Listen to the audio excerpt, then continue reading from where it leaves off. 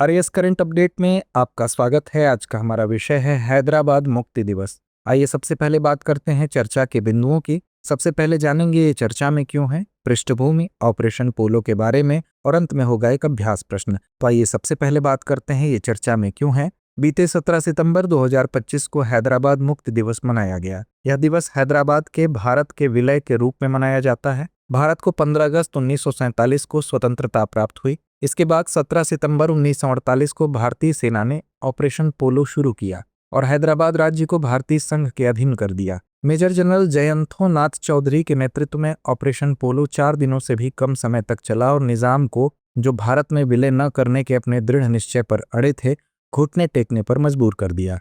आइए अब नजर डालते हैं इसकी पृष्ठभूमि पर। अंग्रेजों के जाने के बाद भी हैदराबाद की एक स्वतंत्र राज्य बने रहने की महत्वाकांक्षा भारत सरकार के लिए एक बड़ी चिंता का विषय थी। भारत की लगभग 500 रियासतों में से हैदराबाद रियासत सबसे बड़ी रियासतों में से एक थी। यह 80,000 वर्ग मील से भी ज्यादा क्षेत्र में फैला हुआ था और इसमें लगभग 1.6 करोड़ लोग रहते थे। यहाँ के लोग 3 अलग अलग भाषाई समूहों तेलुगु, कन्नड़ और मराठी से ताल्लुक रखते थे। 1947 में हैदराबाद 7वें निजाम मीर उस्मान अली के अधीन था, जो 1911 में ही गद्दी पर बैठ गए थे।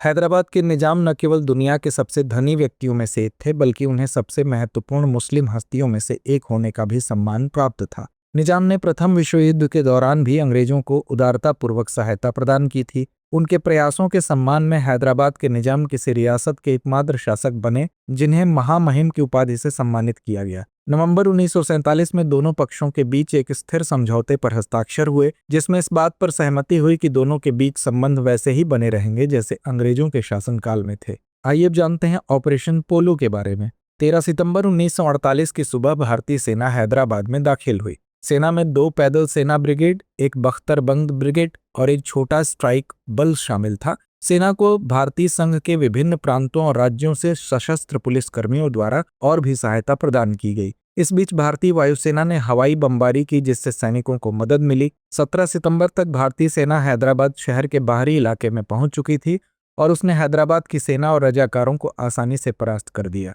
निजाम ने आत्मसमर्पण कर दिया और भारतीय संघ में शामिल होने के लिए सहमत हो गया। उसने 17 सितंबर की रात को रेडियो पर एक भाषण दिया, जिसमें उसने रजाकारों पर प्रतिबंध लगाने की घोषणा की और अपनी प्रजा को भारत के बाकी लोगों के साथ शांति और सद्भाव से रहने की सलाह दी। तो आइए अंत में नोट करते हैं आज का अभ्यास प्रश्न। ऑपरेशन पोलो में सेना को किन अतिरिक्त बलों द्वारा सहायता मिली थी? विकल्प ए केवल वायुसेना, विकल्प बी स्थानीय नागरिक, विकल्प सी सशस्त्र पुलिसकर्मी या विकल्प डी विदेशी सैनिक। तो इस प्रश्न का जवाब कमेंट बॉक्स में देना ना भूलें। धन्यवाद।